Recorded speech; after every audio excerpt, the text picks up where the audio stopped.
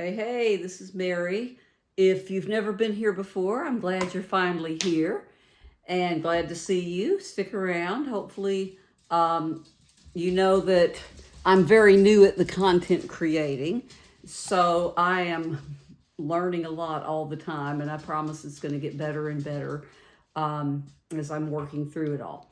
Now, I came to this video tonight because I actually had or have a story to tell you that, yeah, I think we all, if we're over the age of 40,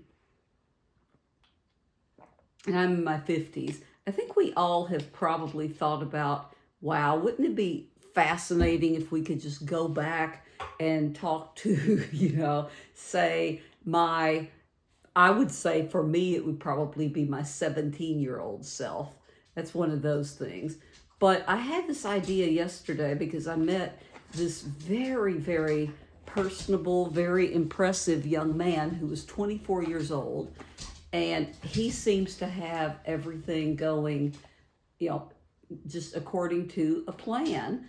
And I was so incredibly impressed. He was over here doing the installation of the HVAC, the heating and air system, and mine had just, was given out and had to be replaced and so on.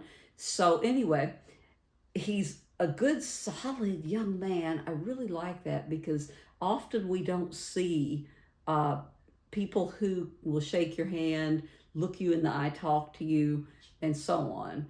That's one of the things that employers sometimes say they don't see in a lot of the younger people. But he has that. And he also has really figured out so many things at 24. When I was 24, I was cleaning houses and going to college and things like that. He's already got his own house. He is doing most of the work himself, I think he said, on that house. He is getting ready to start his own business. He's been planning. He's got an IRA. When I was 24, did they have IRAs? And if they did I even know what that was? Probably not. But anyway, he's just so impressive because I don't see that a lot. And I'm with, college age students and high school age students every day of my life when I'm at work at all. And so I just told him, I'm like, I am so proud of you, from what I heard from him. And anyway, he told me a story though. See, again, I'm in North Central Kentucky, if you're interested. And he's from further South Central Kentucky. He drives up here to work in this town where I am, because he can, he comes up here and can make more money probably, uh, just doing part-time, even driving for about an hour probably to get from his house to up here. And then he also works down there.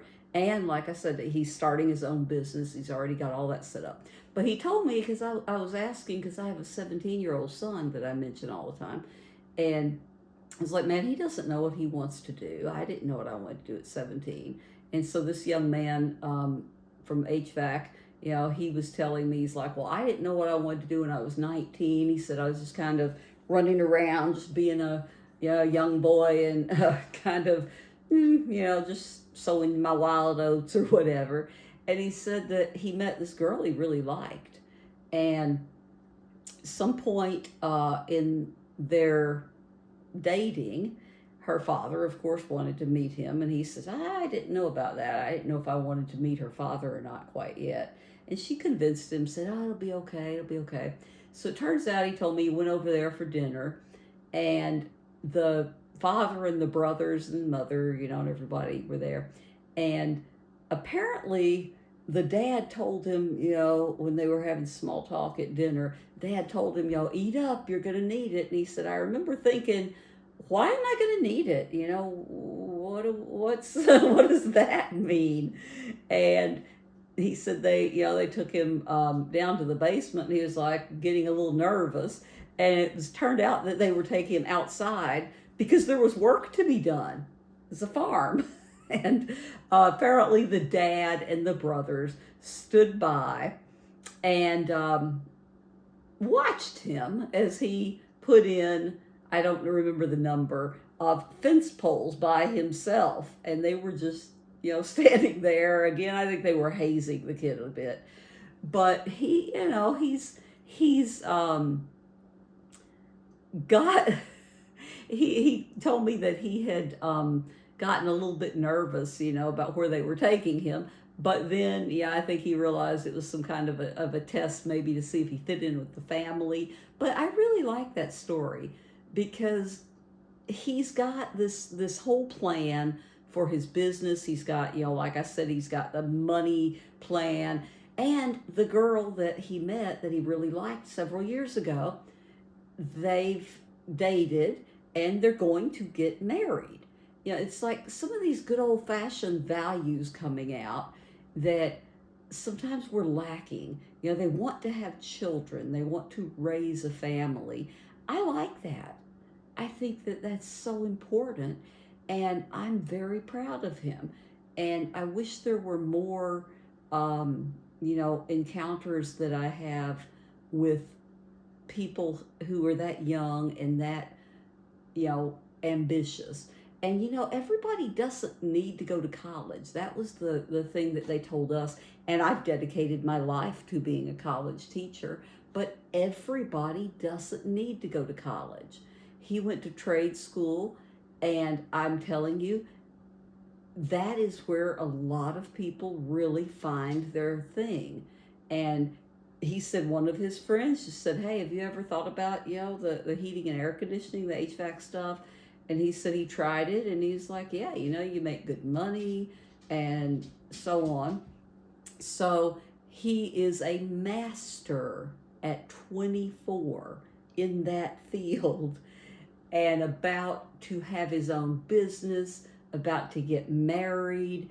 It's not like they just suddenly got married at, the time when they met when they were 19 or something.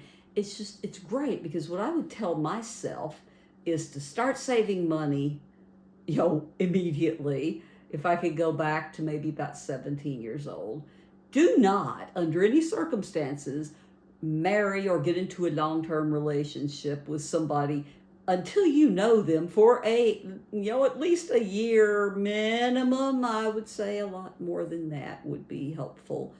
But have some plans. And I know that's hard when you're young. And bless his heart, he had just lost his mom, I think, recently.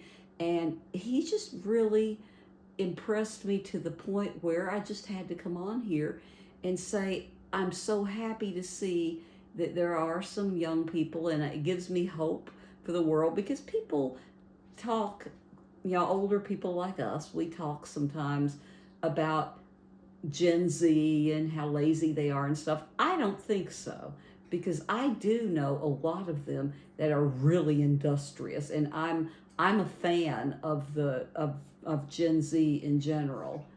But this guy just was so intentional with how he has set up his life that I wish that all of us could go back and have that wisdom. And hopefully somebody that age may hear this and may think about it. And I don't know if it'll help anybody or not, but dang, I mean, I would